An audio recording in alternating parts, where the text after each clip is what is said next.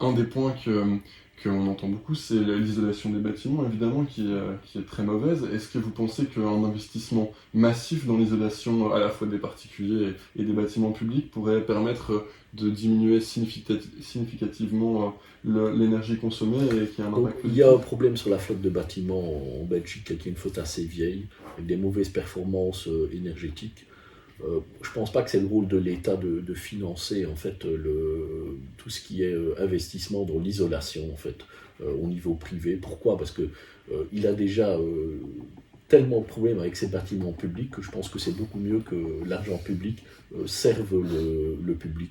Et pour les bâtiments privés, je pense qu'il doit juste venir avec des pièces législatives qui obligent par exemple, d'une manière raisonnable, quand vous achetez une maison, d'augmenter peut-être un peu l'efficacité énergétique de la maison, dans la même lignée que lorsque vous achetez une maison, vous êtes obligé de la mettre un peu aux normes électriques. Vous avez 2 ans pour la mettre aux normes électriques. Là, vous aurez par exemple 2 ans pour isoler le toit ou changer les châssis. Donc je pense que c'est beaucoup mieux que l'État légifère dans cette direction-là, mais ce serait beaucoup plus rentable en fait pour l'État et la société en fait de financer en fait la rénovation des bâtiments publics.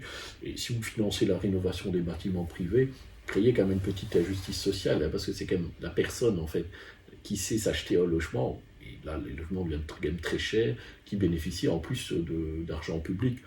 Alors que quelqu'un qui ne sait pas, qui doit être locataire, ne bénéficie pas. Donc je pense que ce n'est pas le meilleur choix. En tout cas, tant que le secteur public n'a pas isolé tous ces bâtiments publics. Et là, il a 15 ans de travail et des dizaines de milliards d'euros déjà à dépenser dans ce secteur-là. Et est-ce que vous pensez qu'une bonne isolation, qu'elle soit financée par le privé ou par le public, une bonne isolation des bâtiments en Belgique pourrait faire baisser significativement la... Oui. Ah oui. Donc on a quand même énormément de nos émissions de CO2 en fait, qui sont liées en fait à la filière chauffage bâtiment. Donc très clairement, en travaillant sur cette filière-là, vous pouvez gagner. Maintenant, ce qui se passe, le gros problème de cette filière-là, plus maintenant avec des prix du gaz qui sont aussi élevés, mais comme on les voyait avant, le payback time, en fait, en termes d'argent, il était très élevé, entre 20 et 30 ans, des choses comme ça. Donc les gens hésitent, en fait. C'est un peu trop long. Maintenant, l'avantage, pas du tout un avantage, avec des prix du gaz, déjà qu'on a maintenant à 40, enfin, maintenant il est à 130, mais on ne pense plus qu'il va redescendre à 20 comme il était avant, donc il va peut-être stabiliser 30-40. Donc là, je pense qu'on peut avoir des payback time au niveau énergétique de 10-15 ans. Quoi. D'accord. Enfin, au niveau financier par rapport aux investissements faits dans le domaine de l'énergie. D'accord. Et alors pour résumer votre position, si vous étiez ministre de l'énergie, vous prolongez le nucléaire et j'imagine que vous soutenez quand même les énergies renouvelables qui restent... Moi je fais tout, je prolonge le nucléaire, je développe des nouveaux réacteurs nucléaires, je favorise le développement des énergies renouvelables de manière intelligente, donc je pense qu'on peut en avoir plus à moindre coût en fait. Je développerai effectivement aussi toutes ces filières de combustibles artificiels, e-fuel, travailler sur la partie numérique. Il y a énormément de travail dans ce secteur-là. Malheureusement, ça n'avance vraiment pas sur cette législature. Et je vais vous dire quelque chose. Dans le secteur de l'énergie, énormément de connaissances dans le secteur de l'énergie. La majorité des acteurs, en fait, maintenant font un peu le gros dos et ils pensent que c'est une législature un peu perdue et ils se disent vivement 2024. C'est ça la perception du secteur de l'énergie. En tout cas, en Wallonie, c'est vraiment ça. C'est la législature perdue, quoi. Rien. Vous disiez que vous modifierez la façon qu'on a d'investir dans les renouvelables. Qu'est-ce qu'on ne fait pas bien et qu'est-ce qu'on pourrait faire mieux? C'est toujours sursubsidié en Wallonie. Enfin, ce vieux système de certificats verts, il devait être terminé depuis longtemps. Il y a une guerre entre les développeurs éoliens à laquelle il faut vraiment mettre un terme en fait. Donc il faut, je pense, beaucoup mieux organiser la filière éolienne. Il y a des problèmes de tarification au niveau des réseaux de distribution qui fait en sorte que tout le poids, par exemple, de la charge des réseaux de distribution a tendance quand même beaucoup à retomber sur les personnes qui n'ont pas de panneaux photovoltaïques. Ça n'avance pas dans la couche numérique, en fait, pour pouvoir valoriser, par exemple, la flexibilité des batteries électriques, des batteries de votre futur véhicule électrique. Donc il y a énormément de dossiers sur lesquels sur lesquels travailler, quoi. Est-ce que vous envisagez de vous présenter pour mettre en place vos idées? Non, pas du tout. Ah non. Moi, pas du tout. Moi, je reste dans mon rôle d'ingénieur et de scientifique.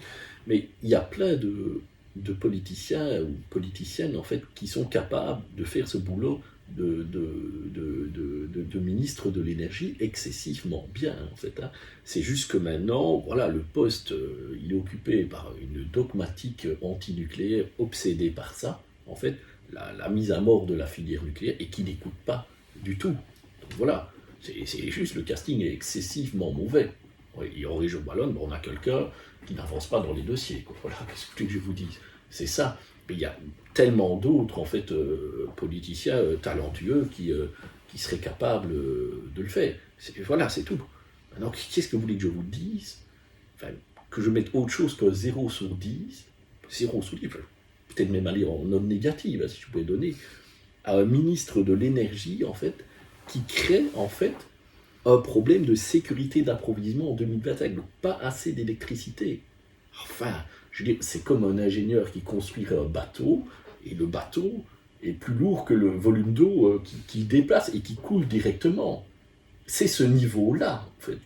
Qu'est-ce que vous lui donnez autre chose que 0 sur 10, quoi, avec toute la misère que ça va créer. Et que ce ministre, cette ministre de l'énergie, le sait en plus pertinemment bien qu'il va y avoir un problème de sécurité d'approvisionnement en 2025. Voilà, c'est 0 sur 10. C'est juste 0 sur 10. Donc voilà, c'est pas possible en fait de faire pire que ça. Et ça pourrait être évité encore. Ça pourrait être évité en construisant plus de centrales au gaz, en prolongeant le nucléaire. Mais voilà, ils ne le font pas pour des raisons dogmatiques. C'est complètement fou ce qui est en train de se passer. C'est complètement fou. Moi, je n'ai jamais vu ça. Vous ne savez pas me dire, en fait, un seul pays au monde où une situation comme ça arrive, en fait. Vous avez un ministre de l'énergie qui consciemment prend des décisions, et parce qu'elle ne veut pas prendre certaines décisions, en fait, crée un problème de sécurité d'approvisionnement en 2025, donc pas assez d'électricité pour un pays civilisé. C'est du jamais vu. Merci beaucoup. Merci à vous. Merci pour cette interview. Et pour nous avoir un peu rassurés. Du pays.